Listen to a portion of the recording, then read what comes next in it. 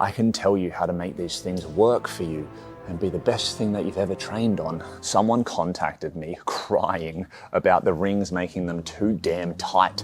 They didn't know what to do, they're backed into a corner, but I have the solution.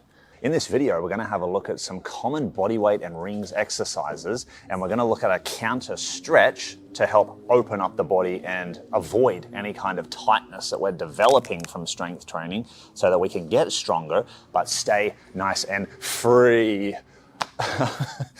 Before we go into those exercises, there's two caveats to your rings training that we just wanna make sure you're covering these bases before we even look at the stretching side. The first caveat is just as a general practitioner of strength training, you want to make sure your training is balanced. What that means is if you're doing a lot of pushing, because your goals are more heavily focused on planching and handstand push-up, you still want to make sure you're doing some rows, some chin-ups, not because your goal is now to pull, but because all that pushing needs some pulling to help balance out the body. We can even go as far to look at if you're squatting a lot, you still want to include some hinging in there to help balance out your training. A hallmark feature of someone that only planches is they're walking around the shops like this, looking for places to planche, and not doing any kind of pull at all. Make sure that you're balancing your push with your pull, or if you're heavily pulling dominant, make sure you're adding some degree of push in there. It does not have to be a goal, but any kind of 8 to 12 repetition push-up or bench press or overhead press, just something to help balance out the equation. And then the second caveat to all of this is full range of motion.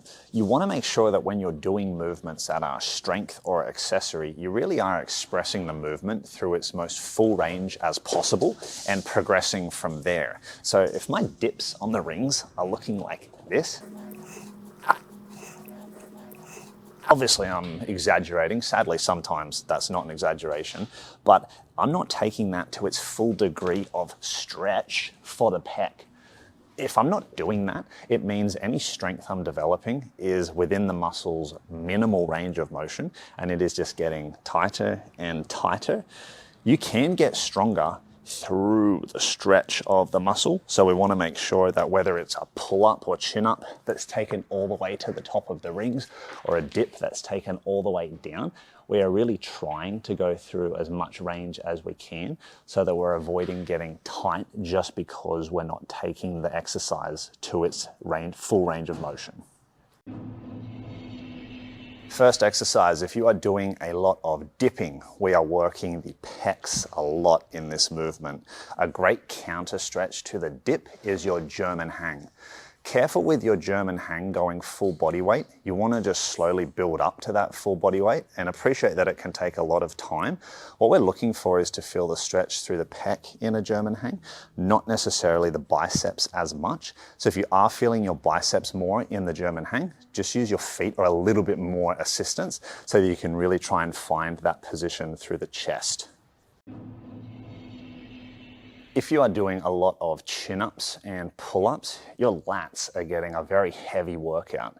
To help loosen up the lats, we can just do a double overhand hang, working on getting the hands a bit narrower and just trying to passively relax in that position to stretch out the lats. But one that's a little bit more focused and more intense would be that side cobra.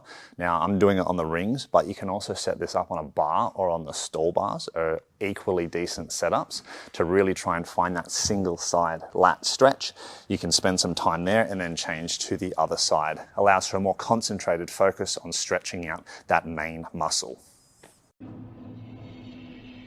If you're doing a lot of planche, you're putting a lot of effort in the chest and in the biceps. So we're going to do this scorpion stretch to try and find that stretch out for the pecs. A bit of a different way to what you might feel when you're doing that German hang to counter the dips. Look at how I'm moving my arm into different positions, but your base can be that 90 degree and you can play around to find the right stretch for your pec there. This is also one that's going to be slightly less intense than what the German hang might be, to allow you to spend a little bit more time there, thinking of some passive time for your pec. You can also straighten the arm, turn that elbow pit down towards the ground, and you'll find a nice bicep stretch there. These are two great ones to help undo all that pulling forward that's created in your planche. planche position. If you are absolutely smashing your handstand push-up, your shoulders are gonna need some stretching out. So we're gonna do this stretch called an M stretch, which is where you sit down on your butt with your fingers facing forwards and elbows bent. You wanna keep your center of mass low as you scoot your hips forward, and you should find a nice stretch for the front delts. This is quite a tricky one to find a stretch for, so this one is a really good one to specifically isolate the front delts. It should feel really good after a lot of handstand push-up work. If you're doing a lot of front lever work, this is a really good one for the lower traps. Now, it can be a little bit of a trial and error to find the right setup for this, but it's really similar to the M stretch.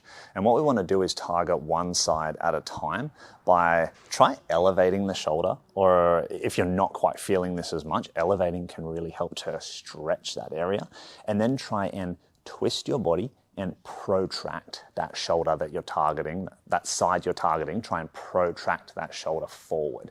And you should feel a stretch in your mid to upper back in a muscle that feels quite long. Now that should be the trap that extends down your back. And it's a really unique stretch, or a difficult one to find, that G-Money gave me when he was over here showing us a bunch of different stuff. I found this was a really significant takeaway to target this area to help undo what a lot of the front lever tightens up. I just flipped you off, friends language. Those are some easy contrast stretches for some of the basic calisthenic skills that we train.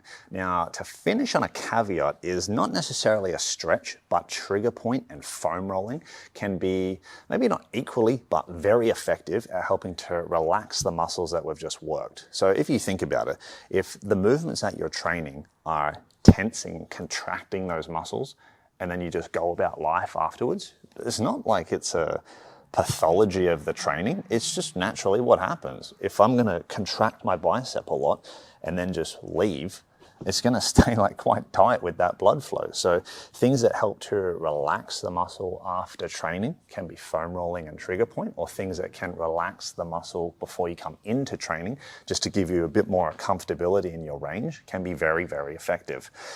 So two things we're going to look at here is very basic with a lacrosse ball, getting it into this part here of like the pec and the shoulder and the biceps, this segue, getting it against the wall, finding where that point is, creating some movement, kind of speed running this, but finding some tender parts, working some movement and seeing if that movement gets better over the repetitions that you're doing, and doing both sides. We can also flip it around, and we're trying to find that. I'm back. We can even put it in the back. This is like the reverse movement, where we're finding that gully of the shoulder blade, and we're trying to dig it in there. And we can even play around with movements with the arm as well. But we're really just trying to find those gaps between shoulder and chest, between the shoulder blade and the spine, and we're trying to find the tender parts. If we can spend some time just within these two areas, it will contribute a lot to helping free our scaps and free our shoulders up for our training. And then our bonus one is with the foam roller. There's heaps you can do with a foam roller, but this one I got from Yuri Marmerstein for the trap. So I'm gonna show you how to set that up. We find the foam roller and we're looking to get our upper trap now into the roller.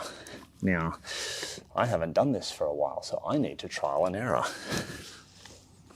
So it's as if I'm doing a forward roll onto the foam roller,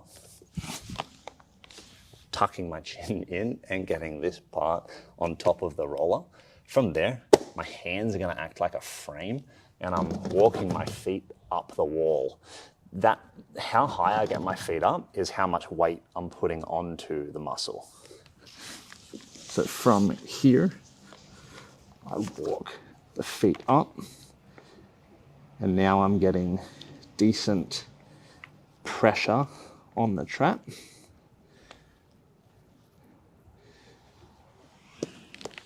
And it's just a very simple, inconspicuous way to release your traps.